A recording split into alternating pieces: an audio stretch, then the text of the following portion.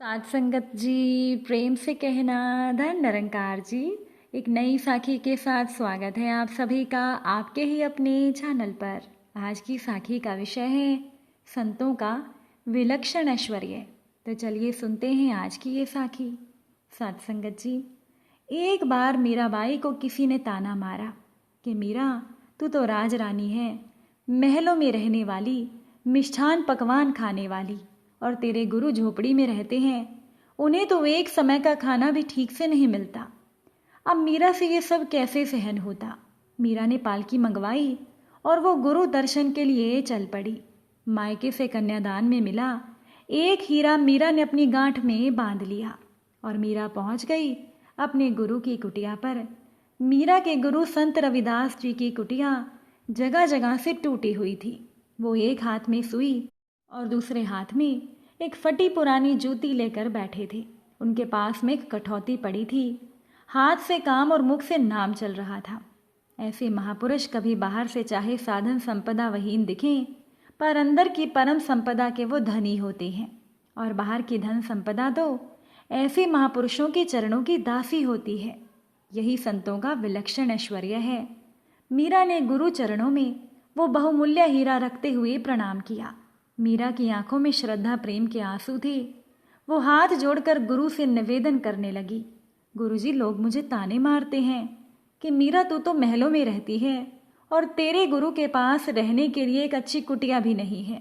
गुरुदेव, मुझसे ये सुना नहीं जाता, इसीलिए अपने चरणों में आप अपनी एक दासी की ये तुच्छ भेंट स्वीकार करें। इस झोपड़ी और कठौती को छोड़कर आप तीर्थ यात्रा कीजिए।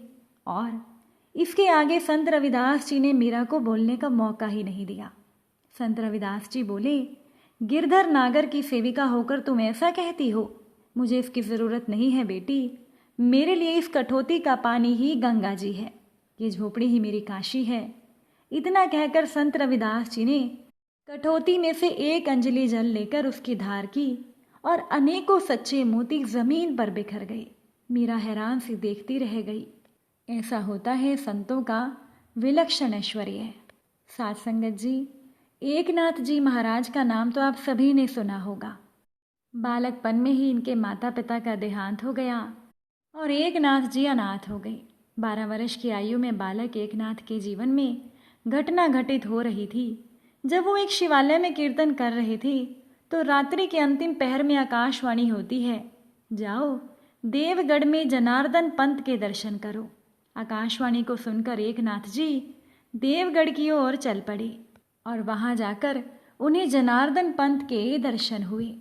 अब गुरुदेव श्री जनार्दन पंत ने एकनाथ जी को आश्रम की भोजन व्यवस्था का काम सौंप दिया।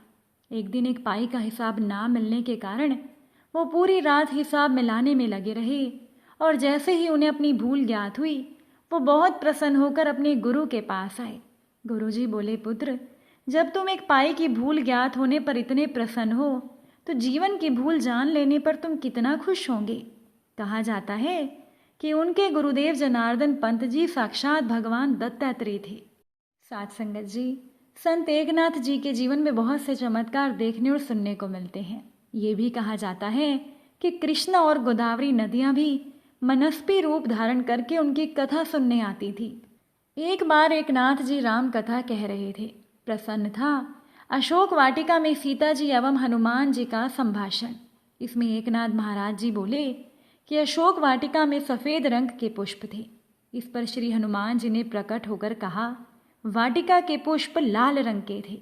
इस पर एकनाथ जी ने कहा, नहीं, वो फूल सफ़ेद रंग के थे। श्री हनुमान जी ने कहा कि आप माँ जानकी जी से ही पूछ लीजिए। तब श्री जानकी जी ने कहा कि वत्स हनुमान ठीक कह रहे हैं, वाटिका के पुष्प तो लाल रंग के ही थे। अब एकनाथ जी ने अपने पक्ष पर दोबारा जोर देकर कहा, अशोक वाटिका के फूल सफ़ेद रंग के ही थे, लाल रंग के नहीं। अब ये तीनों वादी भगवान श्री रामचंद्र जी के पास आए और भगवान के सामने उन्होंने अपना अपना पक्ष रखा।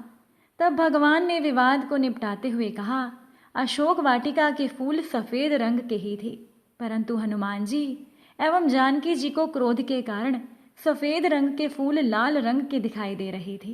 साध संगत जी, ये एकनाथ जी महाराज का दृढ़ विश्वास था। एक बार संत एकनाथ जी अपनी संत मंडली के साथ गोमुख से गंगा जल लेकर सेतुबंध रामेश्वरम की ओर जा रहे थे। रामेश्वरम के नजदीक समुद्र की रेत में एक गधा प्यास से व्याकुल होकर उन्हें कातर दृष्टि से देख रहा था। एकनाथ जी ने अपनी कावड़ में उपस्थित जल पिलाकर संत मंडली से कहा, यदि आप भी अपनी कावड़ का जल इस गधे को पिला दें तो इसके प्राण बच सकते हैं। इस बात पर संत मंडली ने विरोध तो प्रकट किया, परंतु एकनाथ जी महाराज के निवेदन को वो टाल नहीं सके। जैसे ही गधे ने गंगा जल ग्रहण किया, साक्षात भगवान गौरी शंकर प्रकट हो गए। एक बार एकनाथ जी महाराज ने अपने पितरों को श्राद्ध करने के लिए बहुत स्वादिष्ट भोजन बनवाया तथा श्राद्ध का भोजन ग्रहण करने के लिए ब्राह्मणों को आमंत्रित किया। ब्राह्मणों के आने से पहले ही कुछ महर जाति के लोग वहां से गुजर रहे थे। भोजन की खुशबू से प्रभावित होकर उस महर जाति के लोगों ने कहा, कितने स्वादिष्ट व्यंजनों की सुगंध आ रही है। इतना सुनते ही एकनाथ महाराज जी ने उन महर जाति के लोगों को रोक कर उन्हें भोजन करवाया। इसके बाद ब्राह्मणों ने जब ये सुना तो वो बहुत क्रोधित हो गए और उन्होंने श्राद्ध ग्रहण करने से इनकार कर दिया। कहा जाता है कि पितरों ने साक्षात प्रकट होकर श्राद्ध ग्रहण किया। साथ संगत जी, एक बार कुछ चोरों ने चोरी करने के उद्देश्य से एकनाथ जी महाराज के घर में प्रवेश किया। घर का सारा सामान इकट्ठा करके जब वो चलने लगे तो अंधे होकर सामान से टकरा कर गिरने लगे। इसी समय एकनाथ जी महाराज की समाधि टूटी तो उन्होंने चोरों को दृष्टि देकर सामान भी उनको साथ दे दिया। एक बार पैथड़ में एक वैश्या रहती थी। अब वैश्या के विषय में तो सब लोग जानते ही हैं। एक दिन वैश्या एकनाथ जी महाराज से मिलने गई और उनसे निवेदन करने लगी कि आप मेरा स्थान भी पवित्र कीजिए।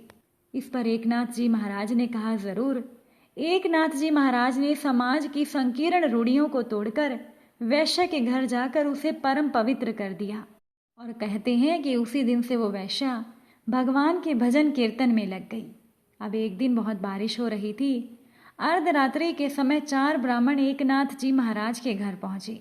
कई दिनों से लगातार वर्षा के कारण एकनाथ जी महाराज के घर पर सूखे ईंधन का अभाव था।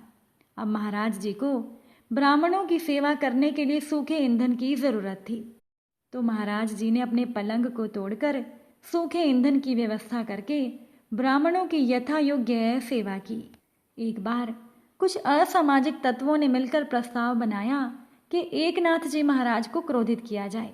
उनमें से एक युवक ने अपने सभी साथियों के समक्ष संकल्प किया कि वो एकनाथ जी को क्रोधित कर सकता है।